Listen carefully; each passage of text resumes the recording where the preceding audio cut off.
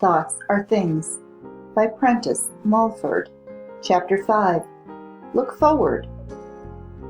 The tendency with many people after they are a little advanced in years is to look backward and with regret.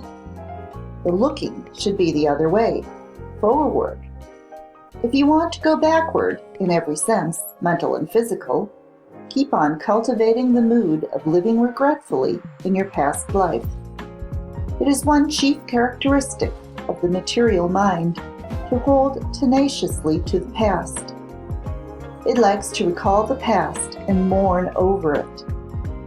The material mind has a never-ending series of solemn amusement in recalling past joys and feeling sad because they are never to come again. But the real self, the spirit, cares relatively little for its past. It courts change. It expects to be a different individual in thought a year hence from that it is today. It is willing 1,000 years hence to forget who or what it is today, for it knows that this intense desire to remember itself for what it has been retards its advance toward greater power and greater pleasure. What care you for what you were 1,000 or 5,000 years ago? Yet then you were something, and something far less than what you are today. You are curious, you may answer, to know what you were. Yes, but is curiosity worth gratifying if, for such gratification, you must pay the price of dragging after you 100 corpses of your dead selves? Those selves, those existences, have done their work for you. In doing that work, they brought you possibly more pain than pleasure. Do you want ever to bear with you the memory and burden of that pain? Especially when such burden brings more pain and deprives you of pleasure. It is like the bird that should insist on carrying with it always the shell from which it was hatched. If you have a sad remembrance, fling it off. If you can't fling it off, demand of the Supreme Power aid to help you do so, and such aid will come. If you want to grow old, feeble, gray, and withered, go at once and live in your past, and regret your youth. Go and revisit places and houses where you lived 20, 30, 40 years ago. Call back the dead, mourn over them, live in remembrance over the joys you had there, and say they are gone and fled and will never come again. In so doing, you are fastening dead selves all over you. If we came into another physical life with the memory of the last one, we should come into the world physically as miniature, decrepit, grizzled old men and women. Youth physically is fresh and blooming because it packs no past sad material remembrances with it. A girl is beautiful because her spirit has flung off the past in sad remembrance of its previous life, and has therefore a chance for a period to assert itself. A woman commences to age, then she commences to load up with regrets over a past but 20 years gone. Your spirit demands for the body it uses grace, agility of movement, and personal beauty, for it is made in the image of God, and the infinite mind and life, beauty, grace, and agility are the characteristics of that mind. In that phase of existence we called childhood and youth, the spirit has the chance to assert its desire for beauty and agility, because it has not as yet loaded up with false beliefs and regrets. The liveliness, sprightliness, and untiring playfulness of the boy or girl of 10 or 12 is due to the gladness of spirit relieved of the burden that is carried in a past existence. That burden was one of thoughts unprofitable to carry. You would physically have the agility you had at 15 could you fling off the burden of sad remembrance and belief in error that you have been loading up with these 20 or 30 years past. You can commence the unloading process now by resolving, with the aid of the Supreme Power, to fling off the remembrance of everything in the past that has annoyed you, everything you regret, and everything you have mourned over. God never mourns or regrets.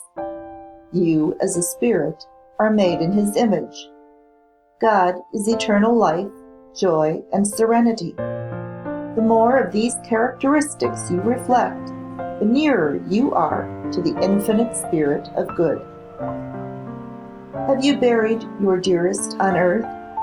You do them no good by your sad thoughts concerning them. You place a bar twixt their spirits and yours in thinking of them as lost. You may in so doing not only increase and encourage in them a sad mental condition, but bring their gloomy mental condition on yourself, as many do in grieving. The greatest good we can do them is to think of them as alive like ourselves, and to fling their graves, tombstones, coffins, shrouds, and ghastliness out of our minds.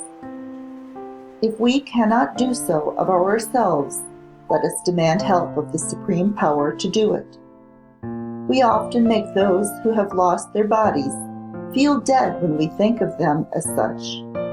If we do this, they will throw back their thoughts of deadness on us. Keep out of graveyards. It may seem to some that I am cold and unfeeling to say thus, but the truth, as it presents itself to me, says that the graveyard where your loved ones do not lie is spiritually a most unhealthy place to visit. They are full of the thought of regret, death, and decay. When you visit them, you incorporate such thought into yourself. It is hostile and killing to youth, vigor, elasticity, cheerfulness, and life. Our graveyards are full of lies. We place a stone over the cast-off body of a friend. We place on that stone the word, died. That is not true. Your friend is not dead. It is only the body he used that lies there. But that grave is planted in your memory, and your friend in your mind lies in it. Do what we will, try to believe what we may of the eternal prolongation of life, and the impossibility of anything like death in the universe. We cannot help making for ourselves, when we think of that grave or revisit it, an image of that friend as dead and decaying in his or her coffin. This image we fasten into our minds, and in so doing, we fasten on ourselves the thought of gloom, death, and decay. The thoughts of decay and death are things and forces. When we keep them so much in mind, we add elements of decay to the body. We need as much as possible to fasten our thought on life and increasing life, life greater in its activity than any we have ever realized. That is not gained by looking backward. Look forward. Every regret, every mournful thought takes so much out of your life. It is force used to pile on more misery. It is force used to strengthen the habit of regretting. It is force used to make the mind color everything with a tinge of sadness. And the longer you use force in this way, the darker will grow the tinge. Also, when we are ever going back in memory to the past and living in it preference to the present, we are bringing back on ourselves the old moods of mind and mental conditions belonging to that past. This feeling, constantly indulged in, will bring on some form of physical ailment. The ailment belongs to a condition of mind, which we should be done with forever. If we are looking forward, we shall shake it off and be better in health than ever. If the predominant mood of our minds is that of looking backward, the ultimate result will be serious to the body. In the world's business, your active, enterprising, pushing man of affairs spends little time in sad reminiscence. If he did, his business would suffer. His thought is forward. That thought is the real force which pushes his business forward. If he spent it in sad memories of the past, his business would go backward. He works his success, so far as he does really succeed, by this spiritual law, though he may not know it. You may be saying, "I have failed in life and shall always be a failure." That is because you are ever looking back, living in your failure, and thereby bringing to you more failure. Reverse this attitude of mind, work it the other way, and live in future success. Why do you say, "I am always sick"? Because you are looking back, living in your past ailments, and thereby bringing more on you. I have heard the expression used, "when the earth was young," as if this planet was now in its dotage and going to decay. In the sense of freshness, increase of life, refinement and purity in every form of life, be that of man, animal, vegetable, and farther on, this earth never was so young as it is today. Youth is life, growing and increasing in beauty and power. It is not the cruder commencement of life. The so-called barren rock contains elements which will help to form the future tree and flower. Is that part of the rock which enters into tree and flower increasing or decreasing in life? It changes only into a higher and more beautiful expression of life. So do we from age to age. The rock crumbles that it may live in this higher form. The old mind must crumble and pass away to give place to the new and make of us the newer spiritual being. As the old mind crumbles, so will the old body, for the spiritual change must be accompanied by the physical change. But if you live in the understanding and spirit of this law, you need not lose a physical body, but have one ever changing for the better. As you live in spiritual belief, as the old life goes out, the new life comes in. Nothing in nature, nothing in the universe is at a standstill. Nothing goes backward. A gigantic, incomprehensible force and wisdom moves all things forward toward greater and higher powers and possibilities. You are included in and are part of this force. There is of you in embryo the power of preventing the physical body your spirit uses from decaying, and the power also of using it in ways which even the fiction of today would discard as too wild for the pages of the novel. For your spirit youth and ever-growing youth is an eternal heritage. If your body has aged, that is no sign that your spirit has aged. The spirit cannot grow old in the material sense any more than the sunlight can grow old. If your body has aged, it is because that body has become the material likeness and expression of a false self or shell, which is formed on your spirit. That false self is made up of thoughts prevalent around from an early physical age, and those thoughts are untrue thoughts.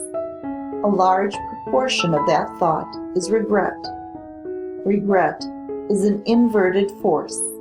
a turning of the mind to look backward when its natural and healthy state is to look forward and live in the joys that are certain to come when we do look forward.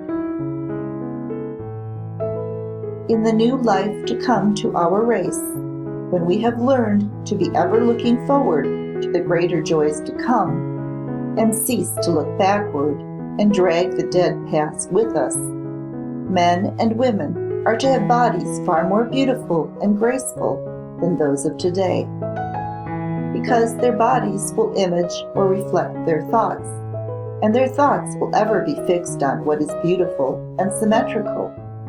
They will know that what is to come and what is in store for them out of the richness of the infinite mind must exceed anything they have realized in the past. Today, with the great majority of people, their attitude of mind is directly the reverse. Owing to the little trust that they have in that power the theologians call God, they are ever in their minds saying, "There are no joys to come for us like our past joys. Our youth has fled. Our future on earth is tame and dull. It is as dust and ashes." The truth that life does not end with the death of the body makes slow progress in fixing itself firmly in our minds. The kind of life a man may be living here at 70 does not end in the grave. It continues straight on. The old man, as we call him here, wakes up in the other side of life after losing his body, an old man still. If he is one of those old men who have outlived their day and generation, who live in their physical past and look back on it with regret, who have become too old to learn, and think they have got through with it all, he will be just such an old man in the world of spirit. There is no sudden transformation into youth on the death of a worn-out, decrepit body. As the tree falls, so does it lie for a period, even in the hereafter. But in this state, he cannot stay forever. He must grow not in age, but youth. To do this, it is necessary not only that he should leave the old body, but the old material mind that made that body. His spirit throws off that mind when he gains a new body, or is reincarnated, and he throws it off because he loses the recollection of all past sad memories and regrets. The man should in mind be always the boy, the woman, the girl. You can, as man or woman, be always boy or girl in spirit without being silly or losing real dignity. You can have all the playfulness of youth with the wisdom of maturity. To have a clear, powerful mind, you need not be an owl. There may be for a period a certain use for us in going back to our more recent past lives, and for a time living in them. Sometimes we are pushed back temporarily into some old condition of mind, some old experience, in order to make us more alive than ever to the rags and tatters of errors and belief still clinging to us. This may come of revisiting places and people from whom we have long been separated. For a time during such a visit, old associations, the moods connected with them, and possibly old habits we thought long since cast off, resume their sway.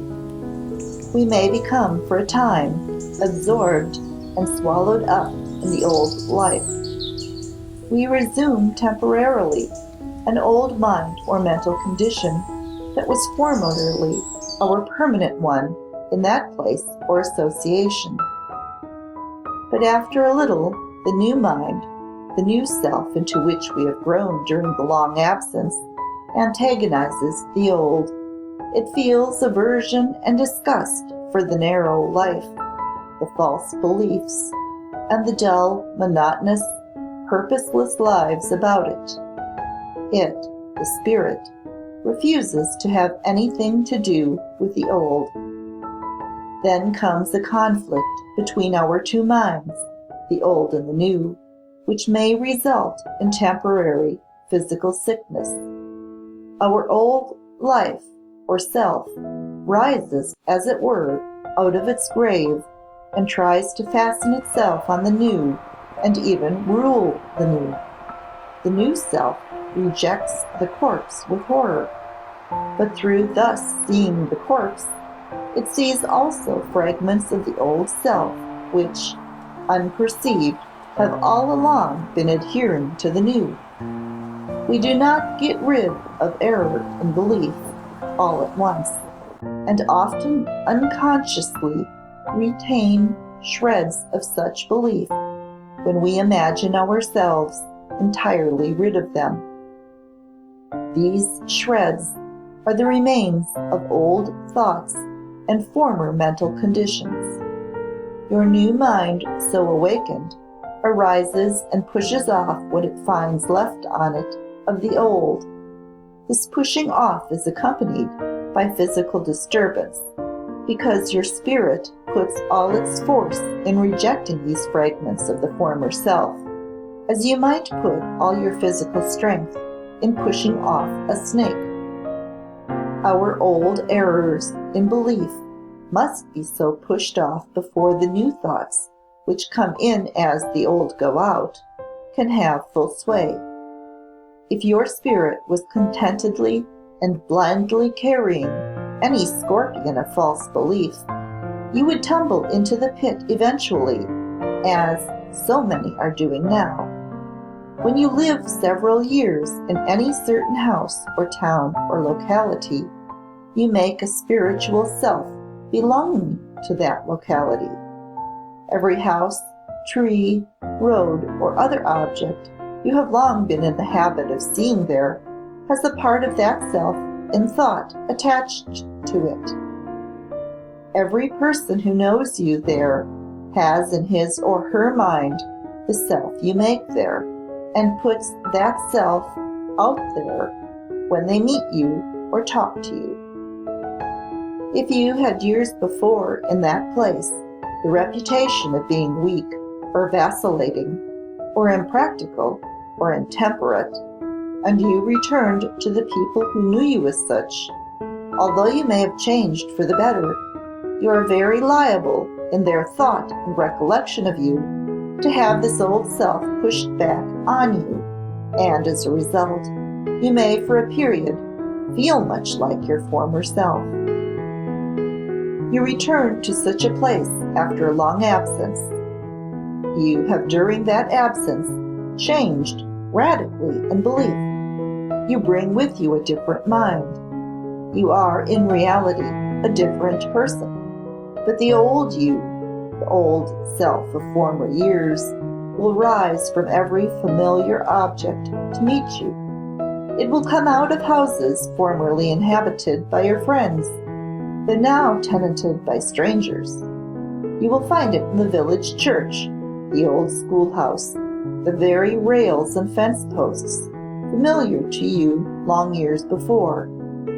More than all, it will come out of the recollection of people who only knew you for what you were, say 20 years before. Every such person strengthens with you this image of your former self. You talk with them on the plane of that previous life or self. For the time being, you ignore yourself, as it now thinks and believes.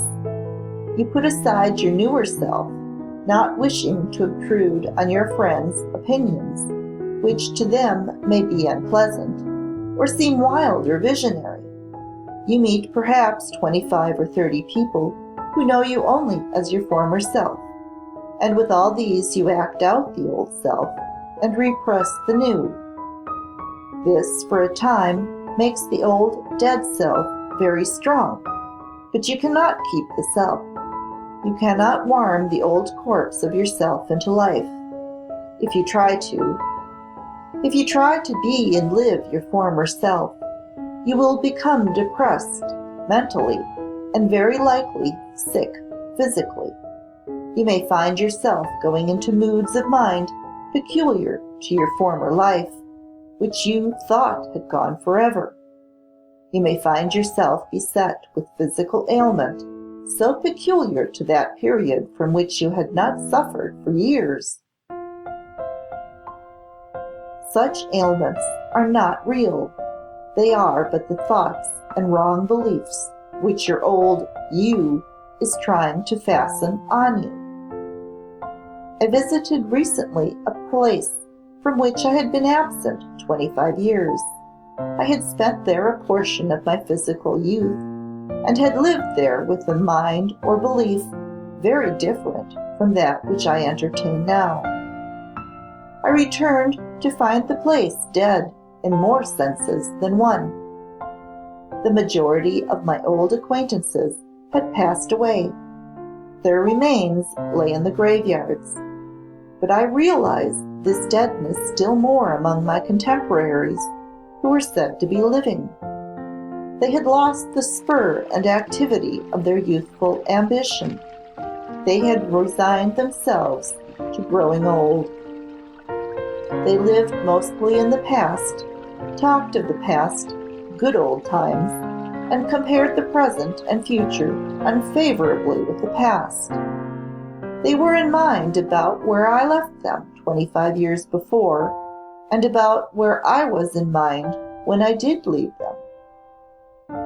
Drawn temporarily into their current of thought, for old acquaintance sake, I talked with them of the past, and for some days lived in it. At every turn I met something animate or inanimate to bring back my past life to me. Then I went to the graveyards, and in thought renewed acquaintance with those whose remains lay there. So I lived for days unconscious that in these moods of sad reminiscence I was drawing to me elements of decay sadness. First becoming very much depressed, I was next taken strangely sick, and became so weak I could hardly stand. I was continually in a nervous tremor and full of vague fears. Why was this? Because in going back into my past life, I had drawn on me my old mental conditions, my old mind, my own self of that period. But since that time I had grown a new mind, a new self, which thought and behaved very differently from the old. The new self into whom I had grown since leaving that locality would not accept the old. It shook it off. It was the shaking off process that caused me the physical disturbance. There was a conflict between these two forces, one trying to get in, the other to keep it out. My body was the battleground between the two. No battleground is a serene place to live on when the battle is going on. It was necessary in this case that I should look backward and live backward for a season to show me more clearly the evil of doing so. For no lesson can be really learned without an experience. It was not merely the evil of living backward in that particular locality that I came to see clearly. I saw also for the first time where I had unconsciously been living in the past and living backward in numberless ways, and thereby unconsciously using up force which would have pushed me forward in every sense. I understood also, after passing through this process, why weeks before visiting that place I had felt depressed, and experienced also a return of certain moods of mind I had not felt for years. It was because my spirit was already in that place and working through this change. The culminating point was reached when my material self touched that locality. All changes are wrought out in spirit. often before our material senses are in the least aware of them. Let no one imagine that because I write of these spiritual laws, that I am able to live fully in accordance with them. I am not above error or mistake. I tumble into pits occasionally, get off the main track, and get on again. Power comes of looking forward, with hope of expecting and demanding the better things to come. That is the law of the infinite mind, and when we follow it, we live in that mind. Nature buries her dead as quickly as possible and gets them out of sight. It is better, however, to say that nature changes what it has no further use for into other terms of life. The live tree produces the new leaf with each return of spring.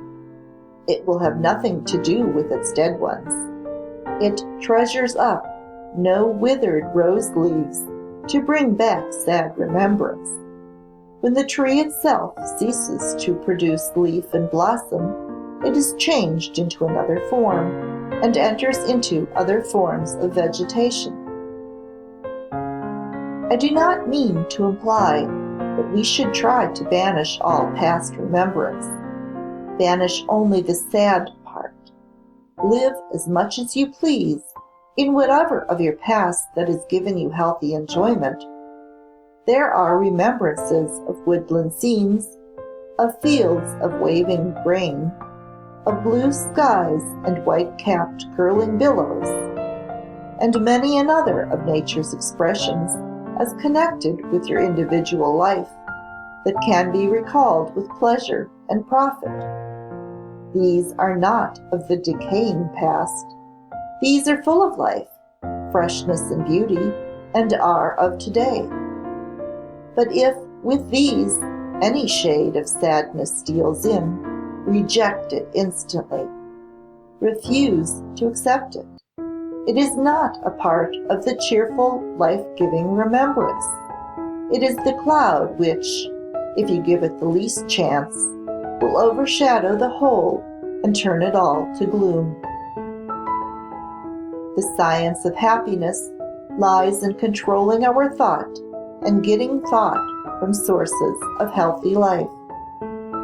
When your mind is diverted from possibly the long habit of thinking and living in the gloomy side of things and admitting gloomy thought, you will find, to your surprise, that the very place, the sight of which gave you pain, will give you pleasure, because you have banished a certain unhealthy mental condition into which you before allowed yourself to drift. You can then revisit the localities connected with your past, remember and live only in the bright and lively portion of that past, and reject all thought about sad changes and those who have passed away, never to return, etc. I have proven this to myself. Is there any use or sense in admitting things to have access to you which only pain and injure you? Does God commend any self-destroying, suicidal act? Grief does nothing but destroy the body.